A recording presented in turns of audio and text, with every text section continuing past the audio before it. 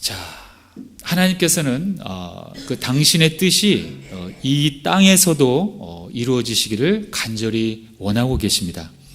그런데 놀라운 사실이 있습니다. 그것은 하나님이 그 뜻을 이루기 위해서 혼자 일하지 아니하시고 우리와 함께 하신다는 것입니다. 그것은 하나님이 우리 아니면 일을 못하시기 때문이 아니라 하나님이 단독적으로 혼자 일을 못하시고 꼭 우리의 도움이 필요해야지만 일을 하시는 것이 아니라 하나님은 우리를 동역자로 부르시고 우리를 가족으로 삼으셨기 때문입니다. 그렇기 때문에 하나님께서는 그 뜻을, 하나님이 정한 그 계획들을, 하나님의 꿈을, 하나님의 비전을 절대로 혼자 일하지 아니하시고 항상 우리를 사용하셔서 우리와 함께 일하신다는 것입니다. 그래서 우리가 하나님과 함께 뜻을 이룬다는 것은 우리 그리스도인들의 삶 가운데 가장 위대하고 정말 가슴 벅찬 일일 것입니다. 그래서 주님께서도 우리에게 알려주신 그 주기도문, 기도문이죠. 기도문을 보면 하나님의 뜻이 이 땅에서도 이루어지게 해달라고 우리에게 명령하셨습니다. 마태복음 6장 10절에 보면 우리말 성경으로 읽어드릴게요. 주의 나라가 임하게 하시고 주의 뜻이 하늘에서와 같이 땅에서도 이루어지게 하소서. 이렇게 하나님의 뜻이 우리와 함께 이 땅에서도 이루어지게 해달라고 우리 보고 기도하라고 말씀하셨습니다. 자, 그런데 문제는 우리가 구체적으로 어떻게 하는 것이 하나님의 뜻을 이루는 것일까? 우린 그것을 아주 면밀하게 생각해 봐야 한다는 것입니다. 어떻게 하는 것이 하나님의 뜻을 이루는 것일까? 혹시 여러분들은 이렇게 생각하지 않습니까? 하나님의 뜻을 이루려면 일단 내가 성공해야 합니다. 돈을 많이 벌어야 합니다. 유명한 사람이 돼야 합니다. 이래야 하나님이 영광을 받으시기 때문에 이렇게 해야 된다고 우리는 생각할 수 있습니다. 물론 이러한 부분들 굉장히 중요합니다. 또 이렇게 되어야 합니다. 우리는 왜냐하면 이 세상을 이끌어가야 하기 때문입니다. 그러기 위해서는 우리 그리스도인들이 그 사회의 각 분야에서 성공하고 또 리더가 돼서 빛과 소금의 역할을 감당해야 한다는 거예요. 사람들을 이끌어가야 한다는 거예요. 저 죄악 가운데 있는 사람들 그냥 내버려 두는 것이 아니라 우리가 끌고 가야 돼요. 이끌어가야 돼요. 그러려면 우리가 리더가 돼야 한다는 것입니다. 많은 사람들이 요즘에 그렇게 이야기하고 있어요. 정권이 바뀌면은 세상이 좋아질 거라는 말들을 많이들 하고 있습니다. 그러나 우리가 알다시피 정치의 역사를 보면 정권은 늘 바뀝니다. 여야는 늘 바뀐다는 거예요. 중요한 것은 사람이 바뀌어야 된다는 것입니다. 하나님을 경외하는 사람들로 그 국가의 위정자들이 바뀌어야 하는 것이지 그냥 그 조직만 바뀐다고 해서 이 세상은 바뀌는 것이 아니라는 거예요. 그래서 우리 그리스도인들은 모든 분야에 하나님의 그 리더가 돼서 이 세상을 하나님이 통치하시는 하나님의 정의와 그 하나님의 공의가 하수같이 흐르는 그러한 나라로 우리가 바꿔야 한다는 것입니다. 그런 의미에서는 우리가 성공해서 사회의 리더가 되기를 우리는 노력하고 또 꿈을 갖고 나아가야 한다는 것입니다. 그러나 오늘의 주제는 그렇게 세상을 이끌어가는 우리의 그 위치를 말하려는 것이 아니라 그것보다 더 먼저 더 선행되어져야 할 본질적인 그러한 신앙의 부분을 오늘 함께 나누려고 하는 것입니다. 하나님의 뜻을 이루기 위해서 우리가 가져야 할 그 본질적인 신앙의 태도는 무엇인가? 그것을 한번 오늘 나눠보려고 하는 것입니다. 자, 첫 번째로 하나님의 뜻을 이루기 위한 우리의 신앙적 태도가 있습니다. 그것은 바로 하나님의 은혜를 명확히 알아야 합니다. 자, 우리 화면을 보시면서 함께 따라하겠습니다. 시작. 하나님의 은혜를 명확히 알아야 합니다. 하나님은 우리에게 항상 은혜를 베풀어 주십니다. 그런데 그 나에게 베풀어 주시는 그 은혜가 무엇인지 그냥 모르고 살아간다면 그것은 하나님의 뜻이 이 땅에 이루어지지 않는다는 거예요. 어느 회사에 유능한 한 직원이 있었다고 합니다. 그런데 그 직원은 늘 불평불만이 많았대요. 나는 왜 이렇게 월급이 작지? 일하는 것에 비해서 자신은 월급이 작다고 생각하며 늘 불평과 원망을 주위 사람들한테 늘 털어놓았다는 거예요. 그런데 알고 보니까 사실 그 회사에서는 그 직원에게 오래전부터 많은 혜택, 즉 은혜를 주었다고 합니다. 그 직원은 되게 유능한 직원이었대요. 열심히 일하며 성과가 좋았기 때문에 그 회사의 간부들은 그 직원에게 다른 사람들보다 1시간을 먼저 퇴근하라고 배려를 했던 것입니다. 그만큼 고객들에게 더 많은 관심을 가져달라는 회사의 깊은 배려였다고 합니다. 그리고 그 직원은 어린 자녀들이 많이 있었다고 해요. 그래서 다른 사람들보다 그 직원에게는 상여금을 조금 더 주게 되었다고 합니다. 이러한 은혜들이, 이러한 혜택들이 참 많이 있었다는 거예요. 그런데 문제는 이러한 혜택들이 오래되다 보니까 이 직원은 그 자기가 받아왔던 그 특혜를, 그 은혜를 그냥 잊어버리게 된 거예요. 시간이 오래되다 보니까 마치 자신이 당연히 받아야 하는 것으로 착각을 하고 있었다는 것입니다. 그동안 회사에서 베풀어준 그 은혜들을 감사로 여기지 않았다는 거예요. 그냥 그 월급 하나만 보고 불평불만을 늘어놓았다는 것입니다. 그런데 만약에 그 회사에서 그동안 이 사람에게만 베풀어준 그 특혜를, 그 베풀어준 은혜를 모두 원래대로, 원칙대로 그냥 거두어 간다면 그때 이 직원은 어떻게 생각할까요? 아마도 그 직원은 그제서야 그동안 자신이 이루었던 특혜들이, 그 은혜들이 얼마나 큰 감사였다는 것, 큰 은혜였다는 것을 아마도 그때는 깨닫게 될 것입니다. 이스라엘 백성들도 마찬가지입니다. 애굽에서 탈출한 그 이스라엘 백성들은 그 약속의 땅 가나안이라는 곳까지 끝없는 행진을 했어야만 했었습니다. 광야를 횡단해야 했었다는 거예요. 여러분들 사막에 여행을 중동에 갔다 오신 분들은 알겠지만은 낮에는 굉장히 덥습니다. 우리나라는 30도만 넓으면은 그 30도만 되면 막 사람들 난리가 나잖아요. 근데 그곳은 기본이 40도에 50도까지 올라갑니다.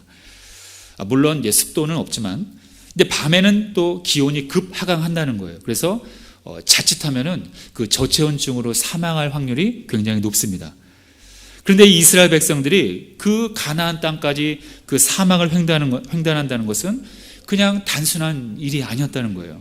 그것도 하루, 이틀, 한 달, 두 달이 아니라 얼마요?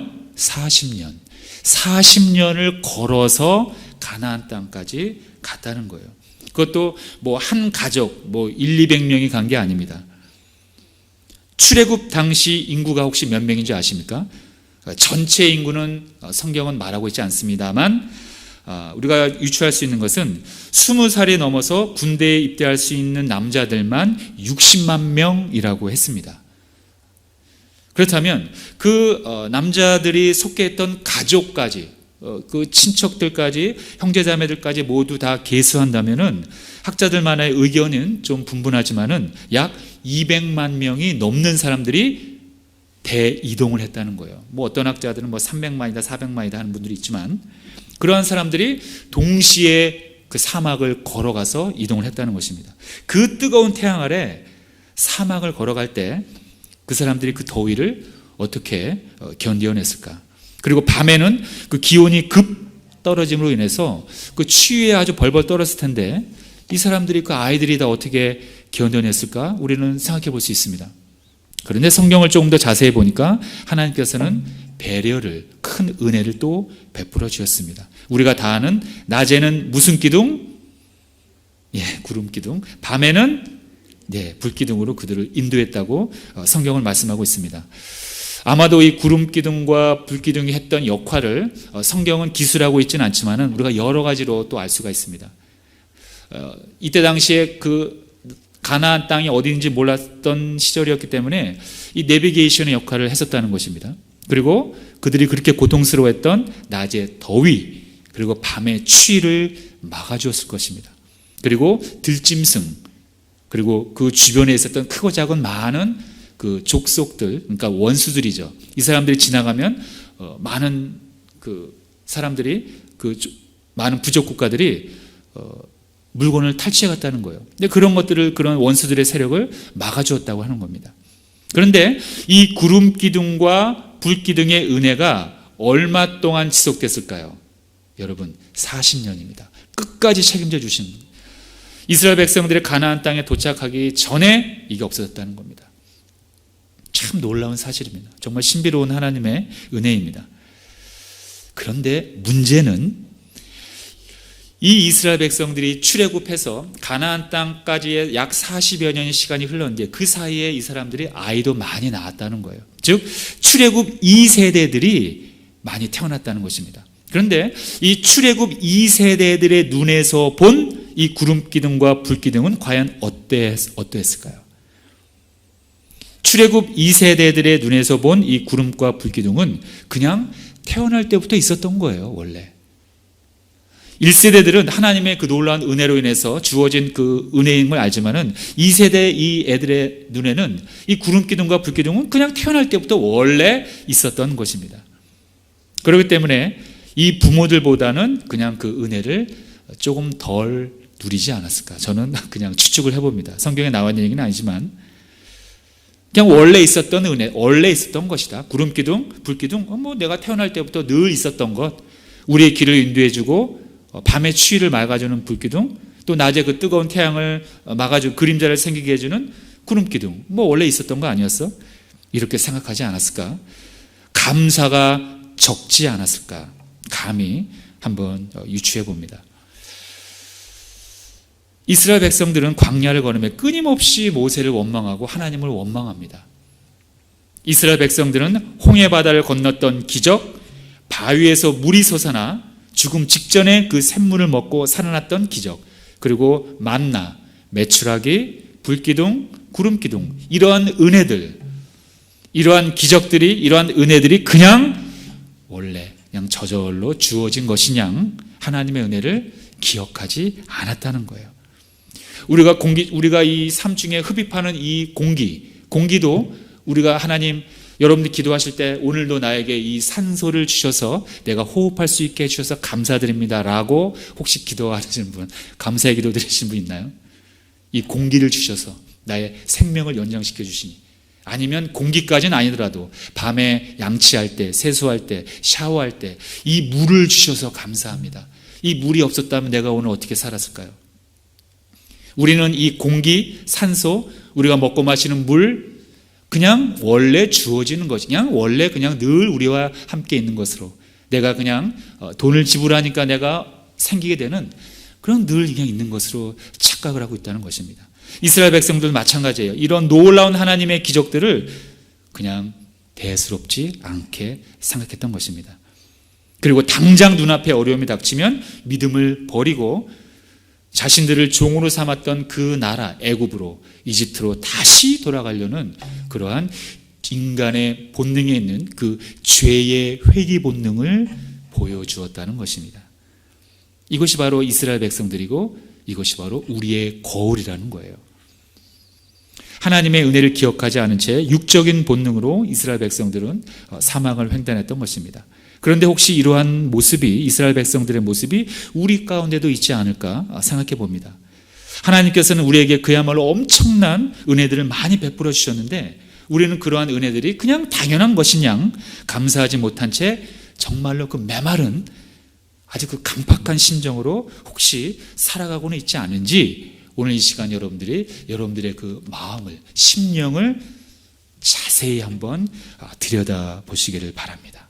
그리고 하나님께서 여러분들에게 주신 은혜를 하나하나 기억하시기 바랍니다. 여러분들의 마음을 자세히 들여다보면 분명히 100%입니다. 이건 하나님이 보여주십니다. 그 은혜들을요. 그런데 성경을 자세히 보니까 하나님을 기억하라는 그 명령이 곳곳에 가득합니다. 이것은 후세의 저와 여러분들이 하나님의 은혜를 이스라엘 백성들처럼 기억하지 않을 것을 어쩌면 미리 아시고 성경의 이 텍스트를 통해서 우리에게 말씀하신 것 같아요. 제가 대표적으로 몇 가지만 읽어드릴게요. 민수기 15장 40절에 보면 그리하여 너희가 내 모든 계명을 기억하고 행하면 너희의 하나님 앞에 거룩하리라. 신명기 8장 18절 내 하나님 야훼를 기억하라. 신명기 15장 15절 너는 애굽 땅에서 종되었던 것과 내 하나님 야훼께서 너를 속량하셨음을 기억하라. 시편 105편 6절 그가 행하신 기적과 그의 이적과 그의 입의 판단을 기억할지어다. 전도서 12장 1절 너는 청년의 때에 너의 창조주를 기억하라. 성경에는 하나님을 기억하라는 이러한 명령이 너무나도 많이 나와 있어요. 우리의 육신의 연약함으로 또는 의도적이든 의도적이지 않든 하나님을 기억하지 못하는 우리들을 미리 아시고 이렇게 말씀하신 것입니다. 그래서 사도 바울도 그의 서신서를 통해서 은혜에 관하여 이렇게 말씀합니다. 데살로니가 후서 3장 18절에 보면 우리 주 예수 그리스도의 은혜가 너희 무리에게 있을지어다. 지금 목사님들이 예배 마지막에 축도하는 것이 바로 이 문구를 사용하는 것입니다. 사도 바울도 그의 서신서에 보면 항상 똑같이 나와 있어요. 우리 주 예수 그리스도의 은혜가 너희 무리에게 있을지어다. 이렇게 고백하면서 그 서신서의 마무리를 장식합니다. 왜 사도 바울은 그의 서신서에서 항상 이 은혜가 너희에게 있을지어다라고 기원하며 편지를 마무리했을까요? 그 마무리라는 것은 가장 중요한 핵심적인 요소를 사도 바울은 고백하는 것인데, 항상 서신서의 마지막 부분은 이렇게 주 예수 그리스도의 은혜가 너희 무리에게 있을지어다라고 말했다는 것입니다. 그 이유는 바로 하나님의 은혜만이 우리의 구원을 이루는 방편이기 때문입니다. 하나님의 은혜는 당신의 아들 예수님을 이 땅에 보내야만 했습니다. 하나님의 은혜는 당신의 아들 예수님을 십자가에 매달아야만 했습니다. 하나님의 은혜는 당신의 아들 예수님을 부활시켜야지만 했습니다. 하나님의 은혜는 저와 여러분들이 이 사실을 믿는 믿음을 주셔야만 했습니다. 성령을 통해서 말이죠.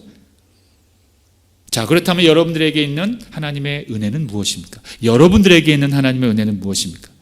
이렇게 질문하면 어떤 분들 그래요. 아유, 너 기도에 응답도 없고 내 손에 가진 게 없기 때문에, 나는 가진 게 하나도 없기 때문에 하나님의 은혜를 아직 없습니다. 하나님의 은혜가 내게는 많이 부족한 것 같아요. 하나님이 내게 주신 것이 없어요.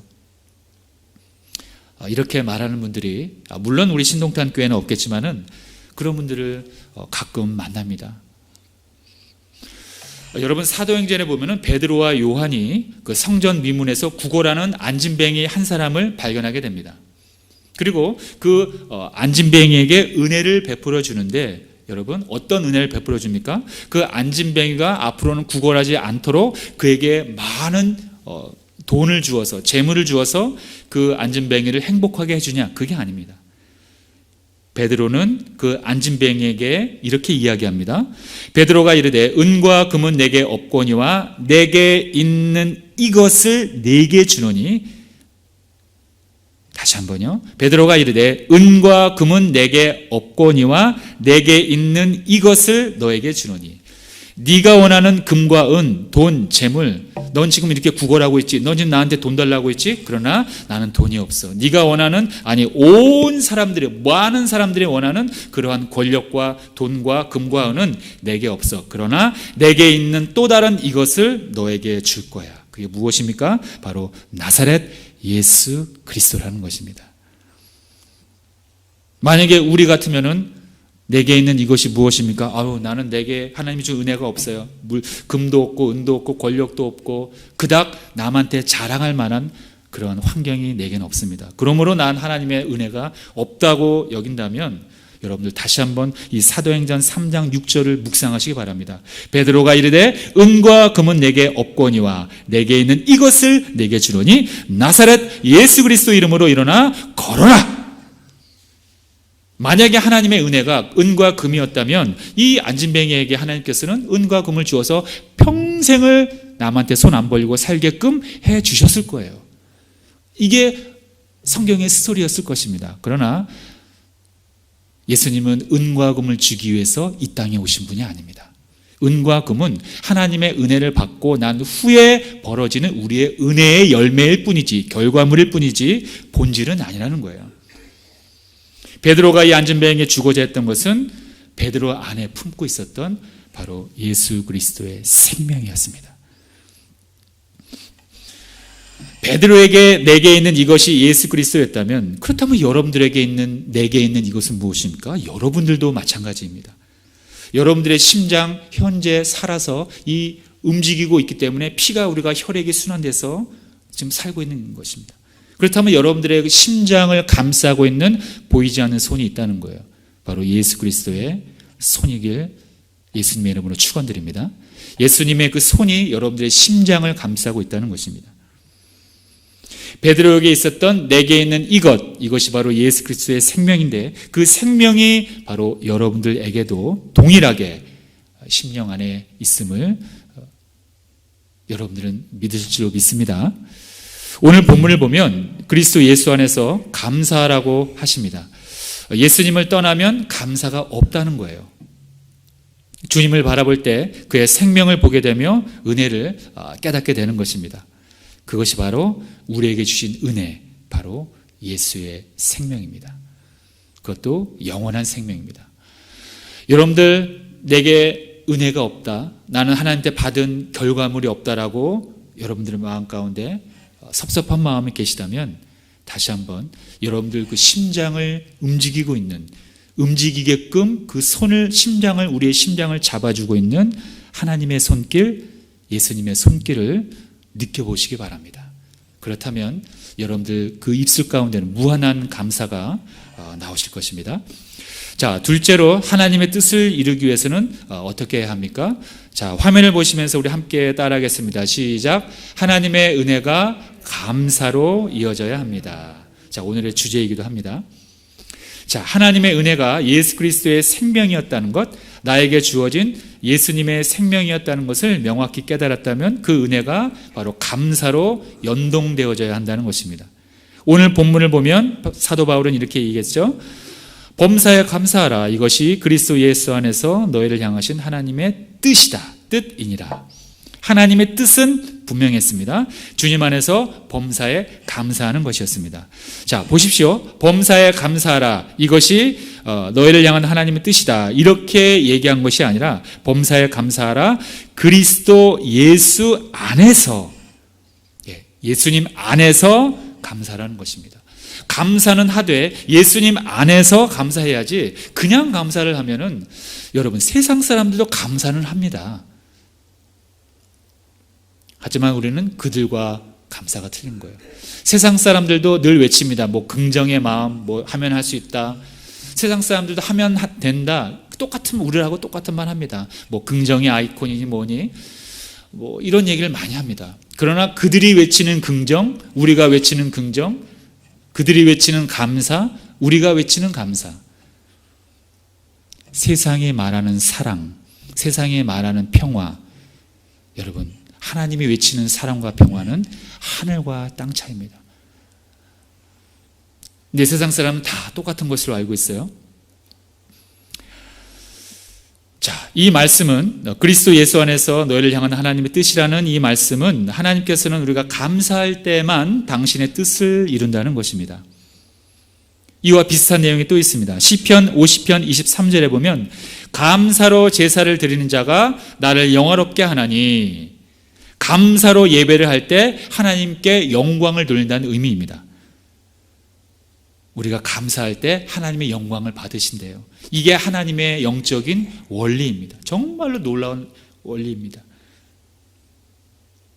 자, 시편 50편 23절을 다시 한번 끝까지 읽으면 감사로 제사를 드리는 자가 나를 영화롭게 하나니 그의 행위를 옳게 하는 자에게 내가 하나님의 구원을 보이리라.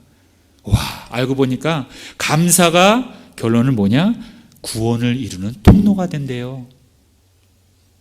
하나님을 영화롭게 할 뿐만 아니라 구원을 이루는 통로까지 된다는 것입니다. 이것이 하나님이 정하신 영적인 질서, 영적인 원리라는 것입니다. 그렇다면 우리는 지금 무엇을 감사해야 할까요, 여러분? 무엇을 감사해야 하나님의 뜻을 이룰 수 있을까요? 물론 사람마다 약간의 차이는 있겠지만 우리가 누구나 감사해야 할 제목들이 있다는 것입니다. 목사님, 그건 성경에서만 나오는 얘기죠. 지금 현실을 보세요. 지금 이 시대를 보면 뭘 감사할 게 있겠습니까? 코로나로 인해서 경제는 더 악화되고 일자리 사라졌으며 국가의 정치는 더 혼란스러워지고 사회는 점점 교회를 불신하고 있고 차가운 시선으로 우리를 바라보고 있고 또 흉악하고 또 거짓이 난무하는 이 흉악한 시대에서 우리는 무엇을 감사하라는 겁니까? 살 길이 막막한데, 살 소망이 점점 없어지는데 어떻게 감사라는, 목사님 너무한 거 아닙니까? 목사님이 교회에서 성경만 보니까 모르지만 이 세상은 그렇게 호락호락하지 않습니다. 이렇게 말하시는 분들이 있어요. 자, 그런데 우리가 조금만 더 깊숙이 성경을 보게 되면 지금과 같은 어둠의 상황에서도 하나님의 뜻은 분명히 살아있음을 우리는 알 수 있습니다. 아니, 오히려 더 극명하게 하나님의 뜻을 우리는 읽을 수가 있다는 거예요. 또 우리는 그것을 볼 수 있는 눈이 열려 있어야 합니다. 이러한 어둠의 더 혼탁한 시대일수록 더 하나님의 그러한 아주 명확한 메시지가 있다는 것을 평소 때보다 더 잘 봐야 한다는 거예요. 태평성대일 때보다도 이럴 때일수록 우린 더 하나님의 그 메시지를 읽어야 한다는 거예요. 그리고 하나님은 과연 어떤 분인가, 그동안 몰랐던 하나님을 우리가 알아야 한다는 거예요. 이사야 45장 7절을 보면 이렇게 나와 있어요. 나는 빛도 짓고 어둠도 창조하며 나는 평안도 짓고 환난도 창조하나니 나는 야훼라. 이 모든 일들을 행하는 자니라. 아니, 하나님은 사랑의 하나님인 줄 알았더니 그게 아니네. 하나님은 빛만 창조하신 분인 줄 알았더니 그게 아니었어요.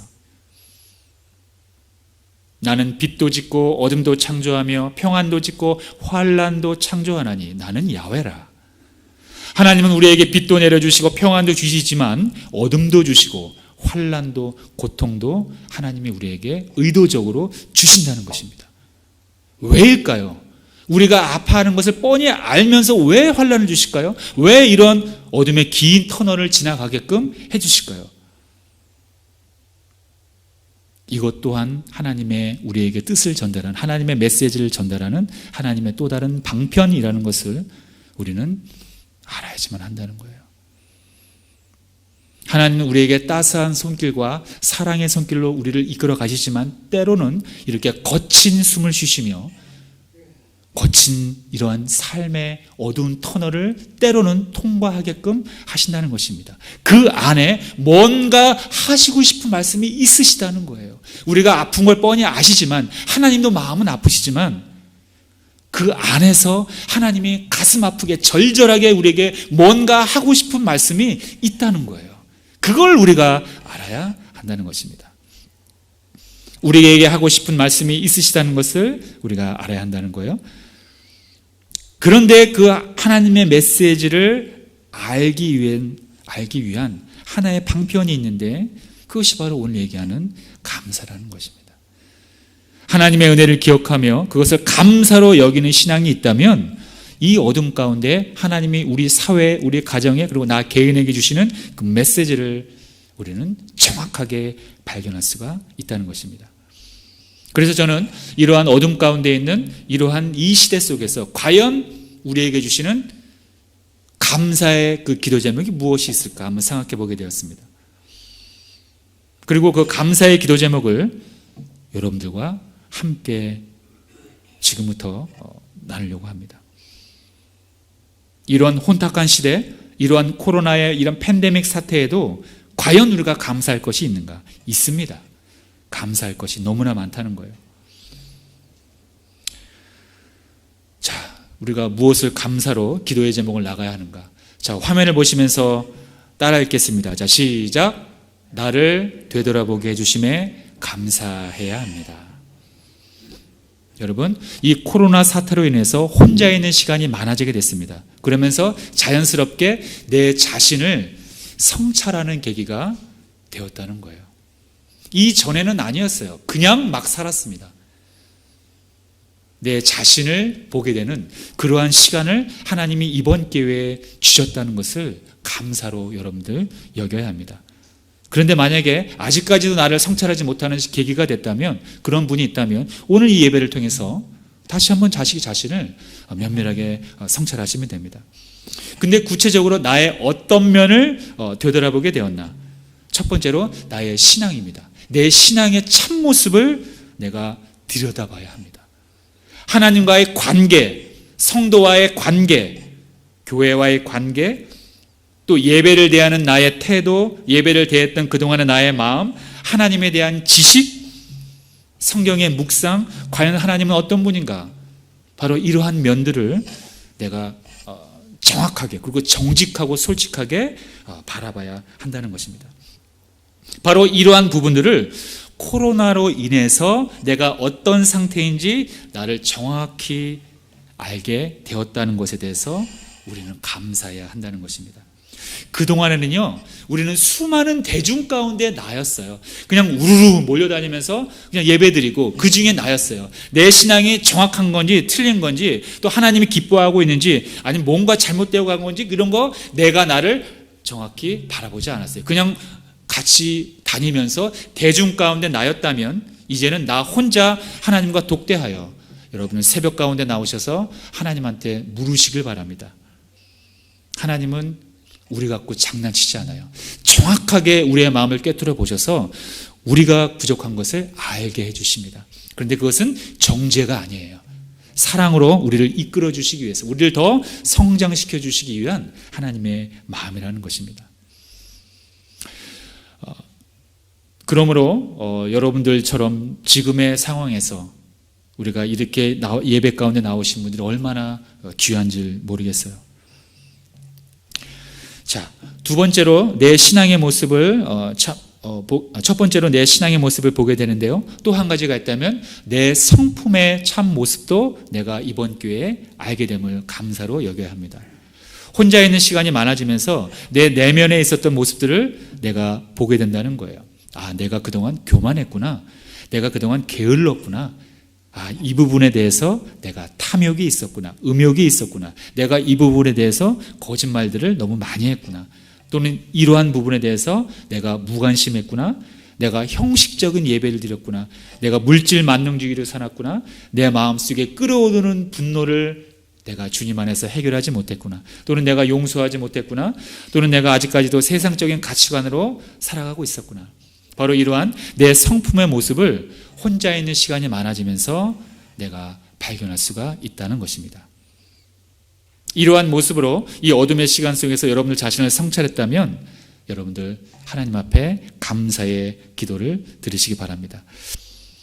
자, 두 번째로 우리가 어떤 면을 이 코로나 사태에도 감사로 하나님 앞에 나아갈 수 있습니까? 그것은 자, 함께 따라하겠습니다. 화면을 보시면서 시작.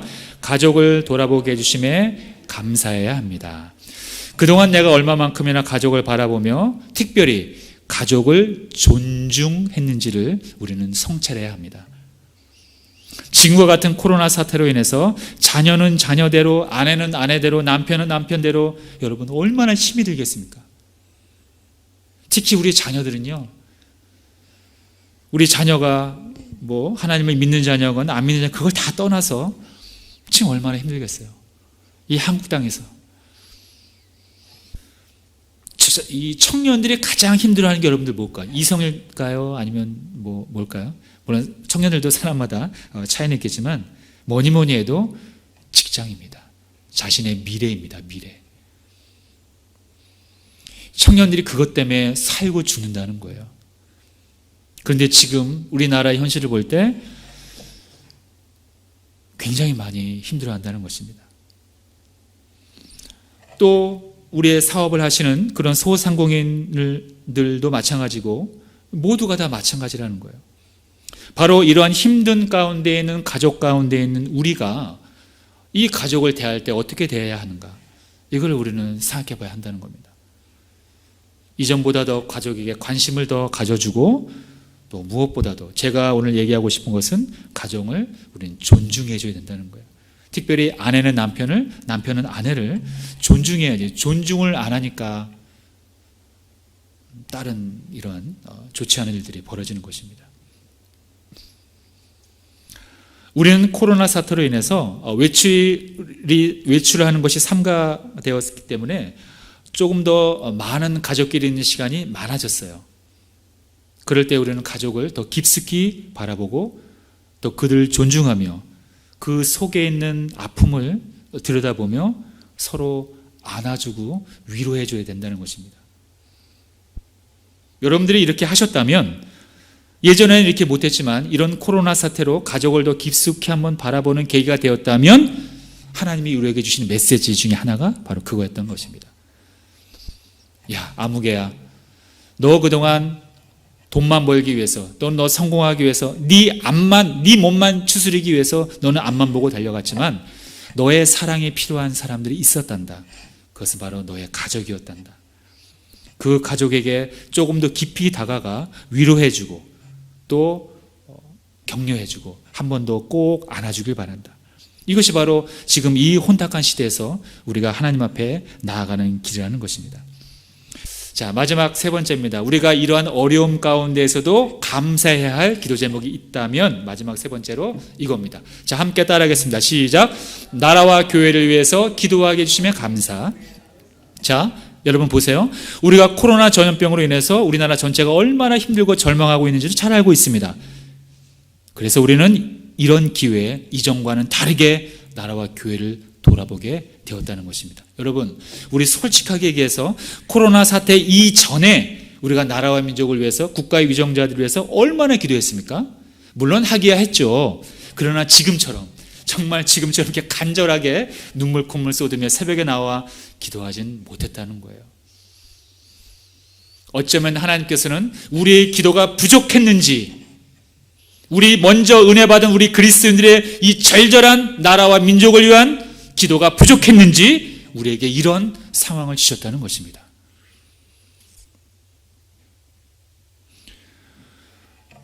또한 그동안의 자유가 우리는 저절로 그냥 대한민국에 사니까 내가 마음대로 먹고 싶은 거 먹고 마음대로 여행의 자유, 신앙의 자유가 있었지. 이 자유가 그냥 저절로 주어진 것이냐. 마치 가나안 땅을 가기 위해서 이스라엘 백성들이 40년 동안 사막을 횡단할 때 그 중에 태어난 출애굽 2세대들이 구름 기둥과 불 기둥을 보고 그냥 저것들은 내가 태어날 때부터 있었으니까 그냥 있는 거지, 감사로 여기지 않았던 것처럼 우리는 우리의 이 자유를 그냥 원래 내가 태어날 때부터 있었던 거니까 그냥 있는 거지라고 생각하진 않았는가. 하지만 이제서야 진정한 자유의 소중함을 우리는 깨닫게 되었다는 것입니다. 자유란 저절로 그냥 주어진 것이 아니라 누군가의 피와 같은 피를 흘려야 하는 그런 희생이 있었다는 걸 우리는 이제야 알게 된 것입니다. 자유는 그냥 저절로 공짜로 무료로 주어진 것이 아니라 누군가의 희생이 있었기 때문에 자유는 지켜야지만 되는 거지 그냥 저절로 주어진 것이 아니라는 걸 우리는 이번 기회에 알게 되었다는 거예요. 또 교회도 마찬가지입니다. 우리는 이번 코로나 사태를 통해서 교회를 좀 더 세밀하게 면밀하게 들여다보며 성찰하게 되었다는 거예요. 또 우리는 이 코로나 사태로 인해서 예배를 못 드리고 물론 지금 조금 풀어졌지만 다 온라인 예배로 돌아가고 있다는 것입니다. 그렇기 때문에 이번 기회를 통해서 우리는 예배의 소중함도 깨닫게 되었다는 거예요. 이전엔 안 그랬다는 거예요. 그냥 우르르 같이 다니면서 내가 막 예배를 막 드리고 그냥 빠지기도 하고 예배는 늘 많은 거니까 그냥 아무 시간에나 드리면 되겠지. 이렇게 생각하면서 예배의 그 소중함을 그닥 깨닫지 못했다는 것입니다. 예배란 하나님의 임재를 경험하는 시간이며 인간으로서 최고의 가치입니다. 그런데 그런 예배를 못 드리게 되니 그 예배의 소중함은 이제야 깨닫게 되었다는 거예요. 그리고 성도들 간의 그 교제, 또 성도들 간의 그 만남이 얼마나 소중한 것이었는지 우리는 이제야 알게 되었다는 거예요. 바로 말이 조금은 우습지만 이 혼탁한 시대 덕분에 우리는 나라를 위해서 기도하게 되었고 교회를 조금 더 자세히 들여다보게 되었다는 것입니다. 그래서 저는 바로 이러한 혼탁한 시대 덕분에 나라와 교회를 위해서 기도하게 되는 내가 발견되게 된다면 이렇게 여러분들 기도하시면 될 것 같습니다. 자, 우리 화면을 보시면서 따라하겠습니다. 시작. 나라를 위해서 기도하게 해주심을 감사드립니다. 예배의 소중함을 깨닫게 해주셔서 감사드립니다. 교회를 회복시켜 주시고 우리의 거룩함이 다시 회복되게 하옵소서. 어쩌면 이 나라가 많은 어려움 가운데 빠져있는 이유 중에 하나가 바로 그리스도인들의 무책임입니다. 무책임. 그 중에서도 저 같은 리더자가 첫 번째입니다. 저 같은 목회자를 중심으로 해서 책임을 다하지 못했기 때문에 이러한 혼탁한 시대가 왔다는 거예요. 그리고 그 다음에 우리 같은 먼저 은혜를 받은, 먼저 선택받은 우리 그리스도인들 함께라는 거예요. 이게 바로 그리스도인들의 책임이라는 것입니다. 예레미야서에 아주 자세히 나와 있어요. 너희들이 해야 할 책임을 못했기 때문에 백성들이 저렇게 망가진 거라는 것을 하나님은 예레미야를 통해서 거듭 수십 번 말씀하고 있는 장면이 예레미야서에 나와 있습니다. 자, 이제 결론을 맺도록 하겠습니다. 이 은혜와 감사, 이 중요한 단어를 꼭 기억하시기 바랍니다. 이 은혜와 감사를 통해서 여러분들 이 어려운 시기를 넉넉히 승리할 줄로 믿습니다. 여러분들 어려운 시기이기 때문에 감사할 게 없다고요? 아닙니다. 이런 시기일수록 내가 내 자신을 돌아보고 가족을 돌아보고 이웃을 돌아보고 나라와 민족을 돌아보고 또 교회를 돌아봄으로 인해서 그동안 부족해왔던 점을 내가 다시 채우는 그런 계기가 되었다는 것입니다.